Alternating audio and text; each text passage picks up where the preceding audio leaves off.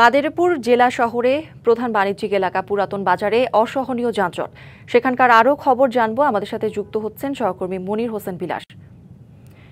এই যানজটের কারণগুলো জানাবেন, ভোগান্তি নিয়ে কি বলছেন চলাচলকারীরা এবং সমস্যা সমাধানে প্রশাসনের ভূমিকাই বাকি জানাবেন বিস্তারিত। এই মুহূর্তে আমি দাঁড়িয়ে আছি মাদারীপুর জেলা শহরের যে প্রধান বাণিজ্যিক এলাকা সেই পুরান বাজারে। এই পুরান বাজারে সকাল প্রায় 10টা বাজতে চললো, এই কিন্তু শুরু হতে যাচ্ছে এই পুরান বাজারের যানজট। এই 10টার থেকে শুরু হবে, আস্তে আস্তে একদম বিকাল 5টা পর্যন্ত কিন্তু অসহনীয় যানজট এই পুরান বাজারে লেগে থাকে। এই সড়কটা স্বাধীনতার আগে যে যতটুকু প্রশস্ত ছিল, তারপরে কিন্তু আর প্রশস্ত করা সম্ভব হয়নি। শুধু দুই পাশে দুটো ড্রেনের কাজ করা হয়েছে, এতটুকু যে উন্নয়ন কাজ সড়কের করা হয়েছে। কারণ আমরা এটা নিয়ে গণমাধ্যম কর্মীরা বিভিন্ন সময় বিভিন্ন গণমাধ্যমে সংবাদ পরিবেশন করা হয়েছে, এমনকি এই ডিবিসি নিউজে কিন্তু একাধিকবার এই পুরান বাজারে যে অসহনীয় যানজট এটা নিয়ে সংবাদ প্রকাশ করা হয়েছে, কিন্তু তারপরেও কর্তৃপক্ষ কিন্তু এই ব্যাপারে সেই ধরনের কোন উল্লেখযোগ্য পদক্ষেপ গ্রহণ করেননি।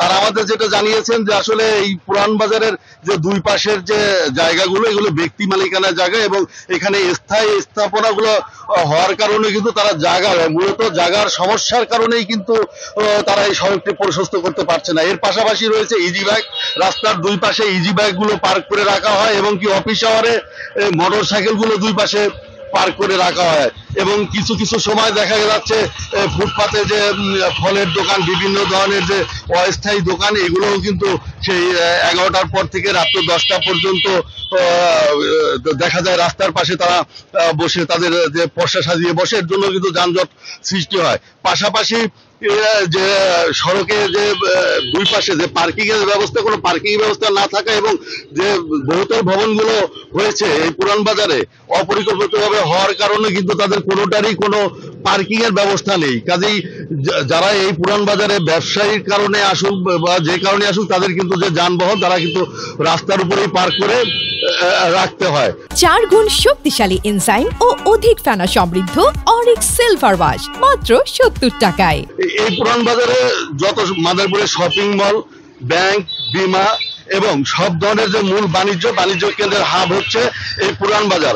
আবার দেখা যায় মাঝে মাঝে যে উন্নয়ন কাজ চলার কারণে কিন্তু তাদেরও কিন্তু বিভিন্ন ধরনের যে সরঞ্জাম, ইট পাথর বালু, সেগুলো কিন্তু এই সড়কের উপরে রেখে কাজ করার জন্য কিন্তু এই যানজটের আরেকটি কারণ। তো সংশ্লিষ্ট কর্তৃপক্ষের সাথে কথা বলেছি, তারা জানিয়েছেন যে আসলে তারা ঈদের সময় যে ঈদ বা পুজো, এই বিশেষ সময় তারা দেশের ভলান্টারি সিস্টেমে এই যানজট নিয়ন্ত্রণ করার কাজ করে থাকে এবং পুলিশ প্রশাসনের সাথে কথা বলেছি, তারা যে একজন কি দুজন ট্রাফিক পুলিশ এখানে কাজ করে, তাদের দ্বারা আসলে সম্ভব না, যেহেতু যানবাহনের চাপ প্রচুর, কিন্তু সে তুলনায় আপনার খুব কম, মানে সড়কের প্রশস্ততা খুব কম।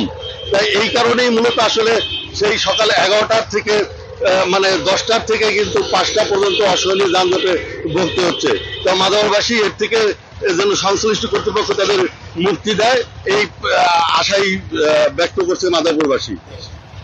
বিলাস, ধন্যবাদ আপনাকে।